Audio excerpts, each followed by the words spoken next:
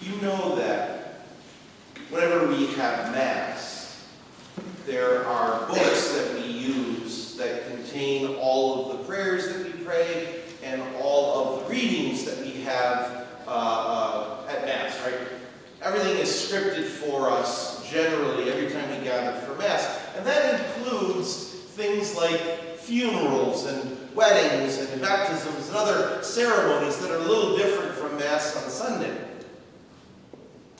Now, you may not have ever been to a funeral, and I'm sorry to say you will at some point in your life, but when you go to a funeral Mass, it's very likely that the gospel passage that we heard this morning is this passage that you'll hear at the funeral, because it's one of the most popular passages. Jesus talks about, in my Father's house there are many dwelling places, and I've gone to prepare a place for you, so that where I am, you also may be. And there have been so many sermons preached on this, as if to say, oh, God has gone to some celestial Airbnb and prepared a nice place for us when we die. Some sort of a fluffy cloud that's ready for us in heaven. That's not what's going on. In spite of the fact that it's the most common reading at funerals and people preach about it as if Jesus is talking about heaven, he is absolutely not talking about heaven. And what he is saying, I think, is a little surprising. So the best way that I can explain this to you is to ask you to join me with your imagination. I want you to picture, let's say on a beautiful day like today, right? The sun is shining, everything is beautiful, the trees are in bloom, hopefully the pollen will stop soon. And let's say you leave Mass and you're walking across campus. Maybe you're passing a fountain. And at a distance, now are you imagining this?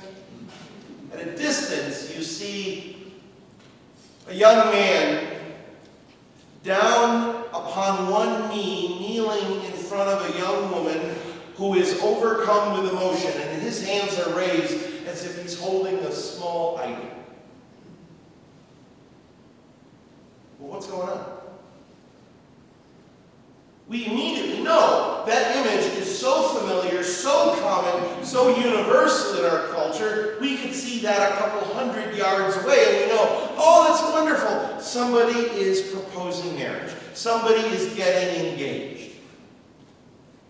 You don't have to hear the words. You don't even have to be close enough to see who it is. You can just see the postures and you know. Right? Is this right? You got that figured out? Okay. It wasn't always like that. 2,000 years ago in the Middle East, when a young man engaged marriage to a young woman, he didn't give her a ring, he didn't kneel down. That ceremony wasn't part of the culture 2,000 years ago. Do you know what was? As soon as they were engaged to be married, the young man would go back to his father's house and he would start a construction project. He would literally build an addition onto his father's house, whether the backyard next to it or another story on top of the roof. He would literally build a new room or rooms so that when that construction project was complete, he would have a room or rooms to take his bride back with him. That would be their new family home. That would be their honeymoon. There was no such thing back then. But that's where the marriage would be consummated, and that's where the new life together would begin. That was as common 2,000 years ago as our wedding proposal ceremony is today. So, at the Last Supper, which is where we hear this reading from John chapter 14, at the Last Supper, Jesus is saying to his disciples, I want to draw you into a new relationship with me. I want to welcome you into a deeper intimacy than what you had before. And the only way that I can communicate this depth of relationship, this intimacy, this profound new reality that I'm calling you to is by going through the motions notions of a marriage proposal. In my Father's house, I have already built rooms for you. We're ready to get married, Jesus is saying. We're ready for that new intimacy, that new connection, that new, deeper union. What my plan is for my relationship with you and the church and the whole world, it's ready. We're ready to do it. That's what's going on. This has nothing to do with going to heaven. This has everything to do with a new intimate relationship that God is calling us to. And then the line that we're most familiar with. Jesus, we don't know where you're going. Show us the way. I am the way, the truth, and the life.